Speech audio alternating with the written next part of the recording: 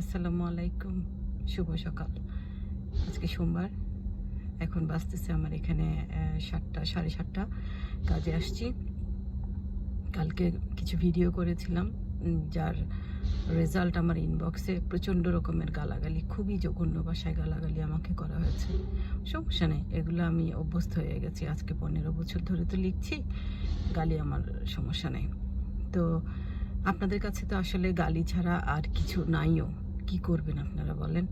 আপনাদের নেতা যে আব্বাজান, উনি পালাইছিলেন হেলিকপ্টারে, তাই না? উনিও তো যুদ্ধকালীন সময়ে থাকতে পারতেন, দেশে বলতে পারতেন। আমাদের দেশে তো জেলখানা ছিলই, যে আমি এখানে জেলে থাকবো, থাকেন নাই। তারপর উনার মেয়ে এই 24-এ পালাই গেছে গণ আন্দোলনের মুখে। তো এখন যা পালানোই যাদের ইতিহাস, তাদের কাছ থেকে তো আমরা আর ভালো কিছু আশা করি না, গালিগালাজ ছাড়া।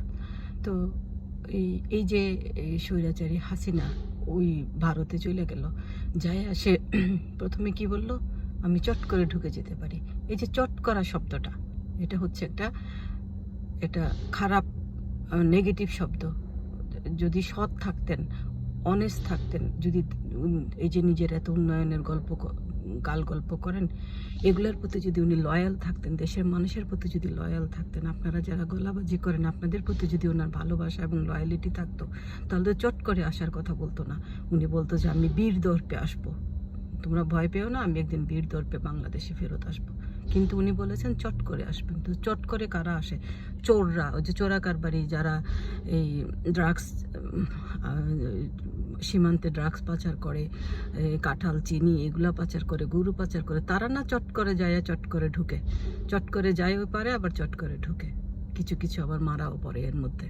তো যাই হোক, উনি চট করে ঢুকবেন, এই একটা গেল।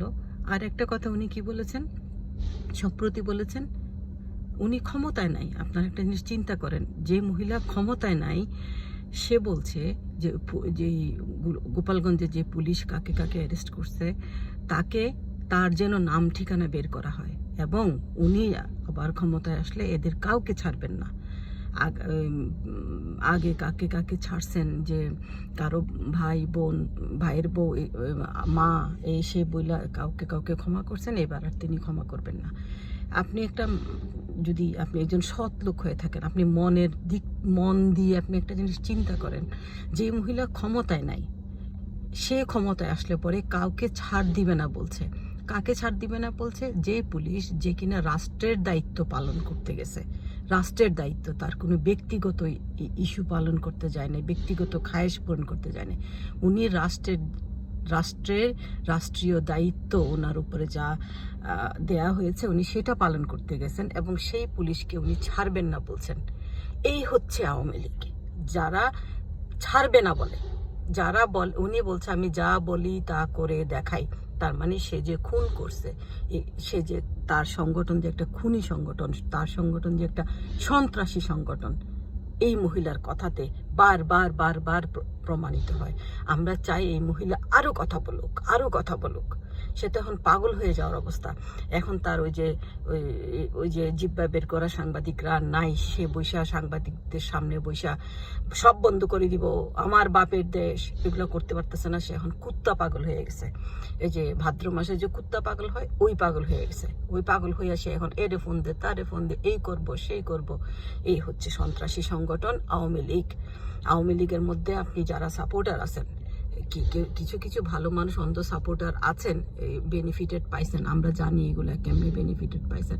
তো এই যে খুদ খাওয়া, পয়সা খাওয়া যে এই জনগণ এখনো যারা আওয়ামী করতেছেন, আপনারা একটু লজ্জা শরম করেন, বুঝছেন? লজ্জা শরম করে একটু লাইনে আসেন, জাতির কাছে মাপ চান যে আমরা ভুল করছি। আর এদেরকে সন্ত্রাসী সংগঠন হিসেবে প্রমাণিত করবার জন্য শেখ হাসিনার মুখটাই যথেষ্ট, তার কর্মফল তো আপনারা দেখছেনই। তো এদেরকে সন্ত্রাসী সংগঠন হিসেবে রাষ্ট্রের কাছে আমরা চাই এদেরকে আখ্যায়িত করা হোক, সন্ত্রাসী সংগঠন হিসেবে, জঙ্গি সংগঠন হিসেবে আখ্যায়িত করা হোক, ছাত্রলীগকে নিষিদ্ধ করা হোক, আসুক, অন্য কোনো নাম দিয়ে আসুক। এরা রাজনীতি করতে আসে নাই, ওরা দেশকে ভোগ করতে আসছে, দেশকে শুষে নিতে আসছে, লুণ্ঠন করতে আসছে। এরা লুণ্ঠনকারী। শুনছেন না রাজনীতিবিদকে? ফখরুল স্যার কি বলছেন? উনি বলছেন আওয়ামী লীগের রাজনীতি যেন নিষিদ্ধ না হয়। এই হচ্ছে রাজনীতির ভাষা। যারা রাজনীতি করতে চায়, দেশকে ভালোবাসে, তারা এইভাবে কথা বলে। এত কিছুর পর উনি বলতেছেন যে আওয়ামী লীগের রাজনীতি যেন নিষিদ্ধ না হয়। কারণ নিষিদ্ধ শব্দটা ভালো না, কিন্তু সন্ত্রাসী সংগঠনকে নিষিদ্ধ করতে হবে। এদেরকে মায়া দেখালে চলবে না, কারণ ওদের কোনো ভিত্তি নাই। ওদের হাসিনা নিয়ে এখন ওদের কোনো ভিত্তি নাই, কিছু বলবার নাই, কোনো মানে খারাপ ছাড়া হাসিনার পক্ষে কথা বলবার কিছু নাই ওদের কাছে। যেসব উন্নয়ন নিয়ে এতদিন কথা বলছে, এগুলো সবই ছিল লুটপাট। আপনারা দেখেছেন লুটপাট। তো লুটপাট এখন যাদের বন্ধ হয়ে গেছে, তারা এখন এই ঘেউ করবে, আমাকে আপনাকে গালি দিবে, এটা স্বাভাবিক, সমস্যা নাই।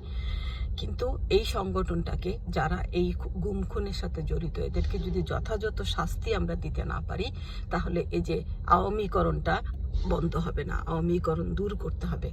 আর কিছু না পায়া, এখন একদম কিছুই পাচ্ছে না, ওই যে মহিলা এই কি জানি 71-এ চলে যাচ্ছে। আরে ভাই, 71-কে কেউ অস্বীকার করছে? কেউ বলছে যে 71 হয় নাই আমাদের দেশে? 71 তো তোরা ছিলিই না, তোদের বাপ দাদারা তো ছিল না। তারা ওই দেশে ফুর্তি করছে, কলকাতায় ফুর্তি করে আইসা এই সার্টিফিকেট বিক্রি করছে, ভুয়া মুক্তিযোদ্ধার সার্টিফিকেট বিক্রি করছে। তো তোদের সাথে তো কোনো এই সম্পর্কই নাই মুক্তিযুদ্ধের। ওই বেটা যদি রিভোল্ট না বলতো, তাহলে এই জনগণ, বিভ্রান্ত জনগণ, এই 7ই মার্চের ভাষণের পরে বিভ্রান্ত জনগণ খুঁজে পাচ্ছে না যে কি হচ্ছে দেশে, কি হতে যাচ্ছে, কি চলতেছে। ওই বেটা যদি না বলতো যে আমরা রিভোল্ট করছি, তাহলে মুক্তিযুদ্ধ বাংলাদেশে হইতো না। তো এইসব চোর বাটপারদের কথা আপনারা যারা এখনো শুনছেন, মানছেন, আপনাদেরকে অনুরোধ করছি, দয়া করে এ পথ ছাইড়ে আসেন। শেখ হাসিনার ছবিতে জুতা দিয়া বাইরাইয়া আইসা তওবা করেন, তওবা কইরা এই 2 রাকাত নফল নামাজ পড়ে আইসা লাইনে চলে আসেন। আমাদেরকে গাইলে আপনাদের কোনো লাভ হবে না। আমরা যতদিন বেঁচে থাকবো, আমরা সত্য কথা বলে যাব।